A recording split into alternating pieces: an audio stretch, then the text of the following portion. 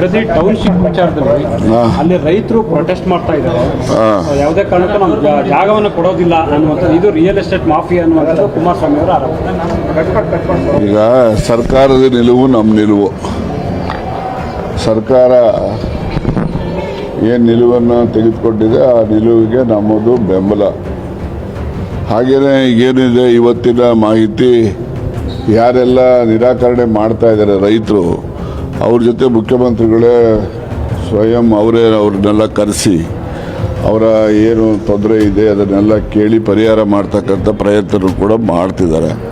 ಅದು ಸ್ವಾಗತಾರ್ಹವಾದಂಥ ಕ್ರಮ. ಯಾಕೆಂದರೆ ರೈತರ ಜೊತೆ ಸಂವಾದ ಮಾಡಿ ರೈತರ ಮನವೊಲಿಸಿ ಮಾಡ್ತಕ್ಕಂಥದ್ದು ಎಲ್ರಿಗೂ ಕೂಡ ಅದು ಸ್ವಾಗತ ಮಾಡ್ತಕ್ಕಂಥ ಕ್ರಮ ಅಂತೇಳಿ ನಾನು ಕೂಡ ಈ ಸಂದರ್ಭದಲ್ಲಿ ಹೇಳಿದ್ದೆ. ಸರ್ಕಾರ ಮತ್ತು ಪಕ್ಷಕ್ಕೆ ಡ್ಯಾಮೇಜ್ ಆಗಲ್ಲ ಸರ್? ಹಳೆ ಮೈಸೂರು ಭಾಗದಲ್ಲಿ ಹಿನ್ನಡೆ ಆಗಲ್ಲ ಸರ್? ನೋಡಿ, ಸರ್ಕಾರ ನಡೆಸೋವಾಗ ಎಲ್ಲರೂ ತೃಪ್ತಿಪಡಿಸೋಕ್ಕೂ ಆಗೋದಿಲ್ಲ. ಒಂದು 10%ಗೆ ತೃಪ್ತಿ ಆದರೂ ಕೂಡ 90% ಜನರಿಗೆ ತೃಪ್ತಿ ಆಗುತ್ತೆ. ಈಗ ಭಾಳಷ್ಟು ಜನ ಚೆಕ್ಗಳೆಲ್ಲ ತೊಗೊಂಡಿದ್ದಾರೆ, ಅವ್ರದ್ದೆಲ್ಲ ಭೂಮಿಗೆ ಅಷ್ಟೊಂದು ಬೆಲೆನೇ ಬರ್ತಿರಲಿಲ್ಲ, ಇವರು ಹೆಚ್ಚಿಕೊಟ್ಟಿದ್ದಾರೆ.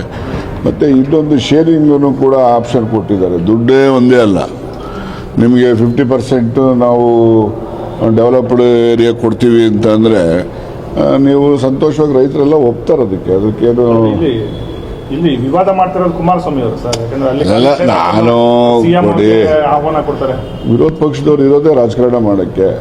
ಅದರಲ್ಲಿ ಕುಮಾರಸ್ವಾಮಿ ಅವರು ಕೂಡ ಒಂದು ವಿರೋಧ ಪಕ್ಷದ ಭಾಗ. ಅದರಿಂದ ಸರಿ ತಪ್ಪು ಅಂತ ಹೇಳಿ ನಾವು ಆಡಳಿತ ಪಕ್ಷದವ್ರು ಹೇಳೋಕ್ಕಾಗ್ತದೆ? ವಿರೋಧ ಪಕ್ಷದವ್ರು ಅವ್ರ ಕೆಲಸ ಅವ್ರು ಮಾಡ್ತಾರೆ, ನಾವು ಆಡಳಿತ ಪಕ್ಷದವ್ರು ನಮ್ಮ ಕೆಲಸ ನಾವು ಮಾಡ್ತೇವೆ. ಚರ್ಚೆಗೆ ಬನ್ನಿ ಅಂತ ಕುಮಾರಸ್ವಾಮಿ ಅವರು ಕೂಡ ಪತ್ರವನ್ನು ಬರೆದಿದ್ದಾರೆ. ಈಗ ಚರ್ಚೆಗೆ ಹೋದ್ರೆ ಇವ್ರ ಕಡೆನೂ ಜನ ಬರ್ತಾರೆ, ಅವ್ರ ಕಡೆನೂ ಜನ ಬರ್ತಾರೆ. ಅಲ್ಲಿ ಲಾ ಆ್ಯಂಡ್ ಆರ್ಡರ್ ಜನಗಳಿಗೆ ಇದು ತೊಂದರೆ ಆದರೆ ಯಾರಿಗ್ರಿ? ಅವ್ರ ಕಡೆಯವ್ರಿಗನಾಗಲಿ ಇವ್ರ ಕಡೆಯವ್ರಿಗನಾಗಲಿ ನಮ್ಮ ಜನಗಳಿಗೆ ತಾನೇ ತೊಂದರೆ ಆಗೋದು. ಆ ಥರದ್ದು ಪರಿಸ್ಥಿತಿ ಸೃಷ್ಟಿ ಮಾಡ್ತಕ್ಕಂಥ ಪ್ರಯತ್ನ ಮಾಡಬಾರ್ದು. ಬೇಕಾದರೆ ಮಾಧ್ಯಮದವ್ರ ಮುಂದೆ ಒಂದು ಎಲ್ಲರೂ ವಿಧಾನಸೌಧದಲ್ಲಿ, ಯಾವುದೇ ವಿಧಾನಸೌಧ ಆಗಲಿ ವಿಕಾಸಸೌಧ ಆಗಲಿ, ಒಂದು ಯಾವುದಾದ್ರು ಕಾನ್ಫರೆನ್ಸ್ ಹಾಲಲ್ಲಿ ಮಾಧ್ಯಮದವ್ರ ಮುಂದೆ ಚರ್ಚೆ ಮಾಡಲಿ. ನೀವು ಮಾಧ್ಯಮದವ್ರ ಮುಂದೆ ಚರ್ಚೆ ಮಾಡಿದ್ದು ಜನರಿಗೆ ಮುಟ್ಟೋದಿಲ್ವಾ? ಅದೇನು ಜನರ ಮುಂದೆನೇ ನಾವು ಶೋ ಮಾಡೋಕ್ಕೆ ಹೋಗಿ ಅಲ್ಲೇನೋ ಅಹಿತಕರ ಘಟನೆ ಆದರೆ ಯಾರು ಜವಾಬ್ದಾರಿ ಅದಕ್ಕೆ? ಪ್ರತಿಷ್ಠೆ ಆಗಿದೆ ಸರ್, ಇದೇನಾದರೂ ಸರ್ ಅದು ಯಾರು ಪ್ರತಿಷ್ಠೆ ಮಾಡ್ಕೋಬಾರ್ದು. ಯಾವಾಗಲೂ ಕೂಡ ಜನಹಿತ ನಾವು ನೋಡಿಕೊಂಡು ಕೆಲಸ ಮಾಡಬೇಕೇ ಹೊರತು ನಮ್ಮ ವೈಯಕ್ತಿಕ ಪ್ರತಿಷ್ಠೆಗಳಿಂದ ಜನರಿಗೆ ಅನಾನುಕೂಲ ಆಗಬಾರ್ದು ಅಂತಕ್ಕಂಥದ್ದು ನನ್ನ ನಿಲುವು. ಸರ್, ಈಗ ಮಂತ್ರಿಮಂಡಲ ವಿಸ್ತರಣೆ ಬಾಕಿ ಇದೆ ಸರ್, ತಾವು ಕೂಡ ಆಕಾಂಕ್ಷಿ ಅನ್ನುವಂಥದ್ದು ನಾನು ಮಂತ್ರಿಮಂಡಲದ ಆಕಾಂಕ್ಷಿ ಅಂತ ನಾನು ಎಲ್ಲೂ ಹೇಳೇ ಇಲ್ವಲ್ಲ. ನಾನು ಮಂತ್ರಿಮಂಡಲದ ಆಕಾಂಕ್ಷಿ ಅಂತಕ್ಕಂಥ ಮಾತನ್ನು ನಾನು ಎಲ್ಲೂ ಹೇಳಿಲ್ಲ, ಹಿಂದೆನೂ ಹೇಳಿಲ್ಲ, ಇವತ್ತು ಕೊಟ್ಟರು ಬೇಕಾಗಿಲ್ಲ ನನಗೆ. ಯಾಕೆ ಸರ್ ಬೇಡ ಬೇಡ ಅನ್ನತ್ರ ಅಷ್ಟು ನಿರ್ಧಾರ ಮಾಡ್ತಿದ್ರಲ್ಲ? ಅಲ್ಲಲ್ಲ, ಅಷ್ಟು ಮಟ್ಟಿಗೆ ಇಲ್ಲಿ ವೈರಾಗ್ಯ ಯಾಕ್ರಿ? ನಾವು ರಾಜಕೀಯದಲ್ಲಿ ಇರೋರೇನೆ, ಗೊತ್ತಾಯ್ತಾ? ರಾಜಕೀಯ ಬಿಟ್ಟೇನು ಮಾಡೋದಿಲ್ಲ. ಆದರೂ ಕೂಡ ಏನು ಮಂತ್ರಿ ಕೆಲಸ ನಾನು 2 ವರ್ಷ ಮಾಡಿದ್ದೀನಿ, ಪ್ರಾಮಾಣಿಕವಾಗಿ ಮಾಡಿದ್ದೀನಿ, ದಕ್ಷತೆಯಿಂದ ಮಾಡಿದ್ದೀನಿ, ಜನಪರವಾಗಿ ಮಾಡಿದ್ದೀನಿ, ಗೊತ್ತಾಯ್ತಾ? ಅದರಿಂದ ನನಗೇನು ಸಾಕು. ಎಷ್ಟು ಸರಿ ಮಂತ್ರಿ ಆದರೂ ಮಾಜಿ ಮಂತ್ರಿನೋ ಹೆಸರೇನು ಹೋಗಲ್ವಲ್ಲ. ತ್ಯಾಗನೂ ಇಲ್ಲ ರೀ. ತ್ಯಾಗ ಮಾಡೋಕ್ಕೆ ನಮ್ಮ ಅಪ್ಪನ ಮನೆ ಆಸ್ತಿನ? ಜನ ಕೊಡೋ ಅಧಿಕಾರ ಅದು. ಶಾಸಕ ಆಗೋದು ಜನ ಕೊಡೋ ಅಧಿಕಾರ. ಆ ಜನ ಕೊಡೋ ಅಧಿಕಾರದಿಂದ ಶಾಸಕ ಆದ್ರಿಂದ ಮಂತ್ರಿ ಆಗ್ತಕ್ಕಂಥದ್ದು. ಆಗಲಿ, ಬೇರೆಯವ್ರಿಗೂ ಅವಕಾಶ ಕೊಡಲಿ, ಬೇರೆಯವ್ರನ್ನು ಮಂತ್ರಿ ಮಾಡಲಿ. ನನಗೂ ಕೂಡ ಸರಿ ಮಂತ್ರಿ ಆದರೂ ಮಾಜಿ ಮಂತ್ರಿನೇ ತಾನೆ. ಡಿ.ಕೆ. ಶಿವಕುಮಾರ್ ಅವ್ರನ್ನ ನೀವು ಒಂದು ಬಾರಿನೂ ಕೂಡ ಯಾಕೆ ಭೇಟಿ ಮಾಡಿಲ್ಲ ರೀ? ಅನುದಾನಕ್ಕಾಗಿ ಏನಾದರೂ ಭೇಟಿ ಮಾಡಿ? ಅನುದಾನ ಅಗತ್ಯದ ಬಂದ ಭೇಟಿ ಮಾಡ್ತೀನಿ, ಪತ್ರ ಕಳಿಸ್ತೀನಿ, ಮಾಡಿದ್ದಾರೆ ಎಲ್ಲರೂ.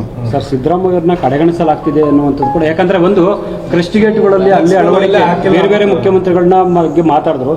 ಸಿದ್ದರಾಮಯ್ಯರ ಅವಧಿಯಲ್ಲಿ ಅದು ಕ್ರೆಸ್ಟ್ ಗೇಟ್ಗಳು ಅದು ಯಾವುದು ನಾನು ನೋಡಿಲ್ಲಪ್ಪ, ಅದು ಹಾಕಿದಾರೆ ಇಲ್ಲ ಅಂತೇಳಿ. ಈಗ ಸರ್ಕಾರದ ಕಾರ್ಯಕ್ರಮ ಇದ್ದ ಮೇಲೆ ಸರ್ಕಾರದ ಒಂದು ಪ್ರೋಟೋಕಾಲ್ ಇರ್ತದೆ. ಆ ಪ್ರೋಟೋಕಾಲನ್ನು ಮಾಡಿರ್ತಾರೆ. ಒಂದು ಪಕ್ಷ ಮಾಡಿಲ್ಲ ಅಂತ ಹೇಳಿದ್ರೆ ಅದು ಲೋಪ ಆಗಿದ್ರೆ ಸಂಬಂಧಪಟ್ಟವ್ರ ಮೇಲೆ ಕ್ರಮ ತಗೋತಾರೆ.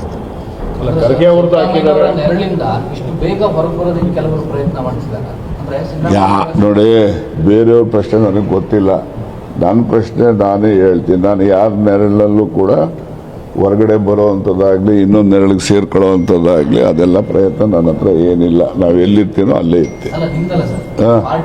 ಪಾರ್ಟಿ ಏನು ಬರ್ತದೆ ನೋಡ್ರಿ, Siddaramaiah is a mass leader, ಗೊತ್ತಾಯ್ತಾ? ಅವರನ್ನು ಸೈಡ್ಲೈನ್ ಮಾಡೋ ಅಂಥದ್ದಾಗಲಿ ಅಥವಾ ಅವರನ್ನು ದೂರ ಇಟ್ಟು ಪಕ್ಷ ಸಂಘಟನೆ ಮಾಡ್ತೀವಿ ಅಂತ ಯಾರಾದರೂ ಹೋದರೆ ಅದು ಒಂದು ದೊಡ್ಡ ಬ್ಲೆಂಡರ್. ಅದು ಅವರನ್ನು ವಿಶ್ವಾಸಕ್ಕೆ ತಗೊಂಡು ಹೋದ್ರೇ ನಾವು 2028ಕ್ಕೆ ಮತ್ತೆ ನಾವು ಅಧಿಕಾರಕ್ಕೆ ಬರ್ತಕ್ಕಂಥ ಎಲ್ಲ ಅವಕಾಶಗಳು ಇದ್ದಾವೆ. ಜನ ಹೇಳ್ಕೋಬೋದು ಬೇರೆ ಬೇರೆಯವರು ಬೆಂಗಳೂರು ಸಿಟಿನಲ್ಲಿ ಹಂಗಾಗೋಗಿದೆ ಹಿಂಗಾಗೋಗಿದೆ ಹಾಗಾಗ್ತದೆ ಹೀಗಾಗ್ತದೆ ಅಂತೇಳಿ ಏನೂ ಆಗಲ್ಲ. ಈಗೆಲ್ಲ ಕಾರ್ಪೊರೇಷನ್ ಎಲೆಕ್ಷನ್ ಬರ್ತದಲ್ಲ, ನೋಡಿರೋ ನೋಡಿ. ಅಂದ್ರೆ ಸಿದ್ದರಾಮಯ್ಯವ್ರನ್ನ ನೇಪಥ್ಯಕ್ಕೆ ಸರ್ಸಕ್ ಆಗಲ್ಲ, ಅವ್ರು ಮಾಸ್ ಲೀಡರ್ ಆಗೋದಿಲ್ಲಲ್ಲ. ನೋಡಿ, ಯಾರೆಲ್ಲ ಜನ ಇದ್ದಾರೆ, ಜನ ಯಾರಿಂದ ಇದ್ದಾರೆ ಅವರನ್ನ ಯಾವತ್ತೂ ಕೂಡ ಈಗ ಹಿಂದೆ ಕಿಸ್ಸಾ ಕುರ್ಸಿ ಕೇಸಲ್ಲಿ ಇಂದಿರಾ ಗಾಂಧಿ ಅವ್ರನ್ನ ಜೈಲಿಗೆ ಹಾಕ್ಬಿಟ್ರಪ್ಪ. ಜೈಲಿಗೆ ಹಾಕ್ತಿದ್ದಂಗೆ 79 ಪಾರ್ಲಿಮೆಂಟ್ ಎಲೆಕ್ಷನ್ ಬಂತು, ತಿರುಗಿ ಎಲ್ಲ ಅಧಿಕಾರಕ್ಕೆ ಬಂದೇ ಬಿಟ್ರು. ಜೈಲಿಗೆ ಹಾಕಿದ್ದು ಯಾವಾಗ 1978 ನವೆಂಬರ್ ತಿಂಗಳಲ್ಲಿ ಹಾಕಿದ್ರು. 79ಗೆ ಅಧಿಕಾರಕ್ಕೆ ಮತ್ತೆ ಬಂದು ಪ್ರೈಮ್ ಮಿನಿಸ್ಟರ್ ಆಗೋದು. ಹಾಗಾಗಿ ಮಾಸ್ ಲೀಡರ್ಸ್ಗೆ ಯಾರು ಕೂಡ ಅವರ ಒಂದು ಶಕ್ತಿನ, ಅವರ ಒಂದು ಪಾಪ್ಯುಲಾರಿಟಿನ ತುಳಿಲಿಕ್ಕೆ ಸಾಧ್ಯ ಆಗುತ್ತೆ. ಸರ್, ಈಗ ಉಗ್ರಪ್ಪನವರು ಒಂದು ಮಾತು ಹೇಳಿದ್ದಾರೆ ಸರ್, ಪ್ರಾಮಾಣಿಕರಿಗೆ ಮತ್ತು ನಿಷ್ಠಾವಂತರಿಗೆ ಮಂತ್ರಿ ಸ್ಥಾನ ಕೊಡಬೇಕು, ಆಯ್ತು, ಅವ್ರು ಹೇಳಿದ್ದಾರೆ. ಅವರ ಅನಿಸಿಕೆಗೆ ನಾನು ಅದ್ರ ಬಗ್ಗೆ ನಂದೇನು ಪ್ರತಿಕ್ರಿಯೆ ಇಲ್ಲ. Thank you.